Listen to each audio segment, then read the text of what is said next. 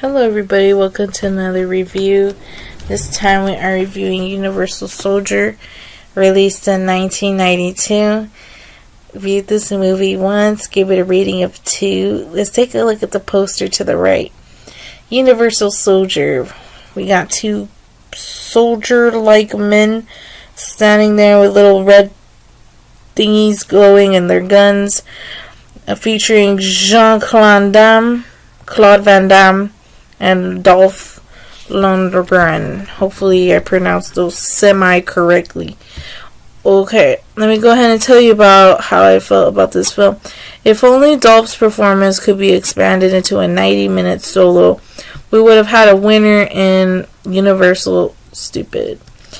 The supermarket is insanity is arguably the funniest thing I've seen out of Dolph, other than what he did as Ivan Drago in Rocky. The Universal Stupid, Dolph cuts ears and makes necklaces out of them, screams racial epithets about the Vietnamese, and reminds everybody of his real name, which is, mind you, Andrew Scott. On the other hand, Jean-Claude Van Damme sleepwalks through his performance, eats dozens of dishes in one sitting, and shows no emotion. Being used to Van Damme's charisma, I find the movie a dreadful bore due to the radical changes in his persona. Finally, who in his right mind has said that it was a good idea to involve Ali Walker into the mix, and why she does nothing for the film? Intelligence is routinely abused throughout Universal Stupid, so let me enumerate as few as possible, only for me to give up on the list due to the feebleness of trying. Number 1. Notice how the reporter makes her way to the central point of the military base.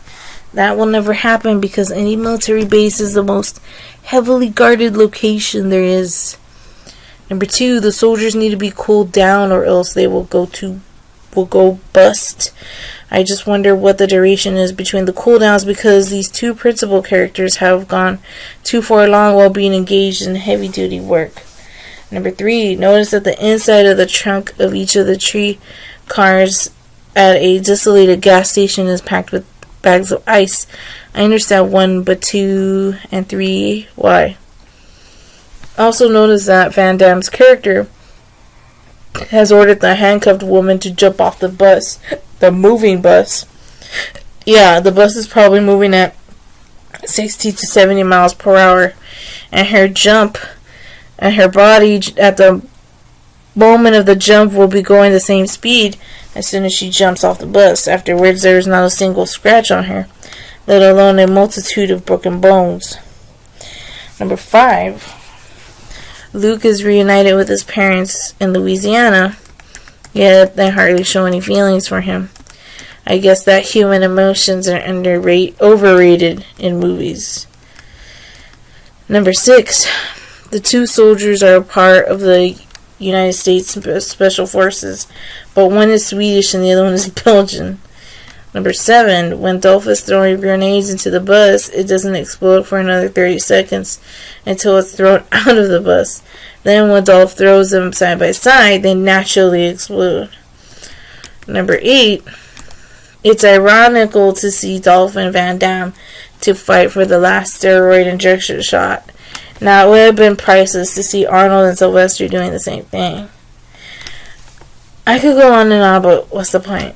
Anyway, looking at some information about Universal Stupid, I just cannot believe that there are at least 5 or 6 sequels to the franchise.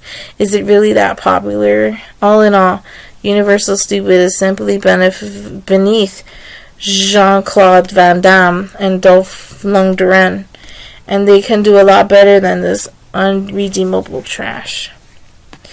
Thank you so much for listening to my review, my opinions, my inner thoughts of this movie. Please take the time to leave a comment or subscribe or something or other. I would appreciate it. Thank you.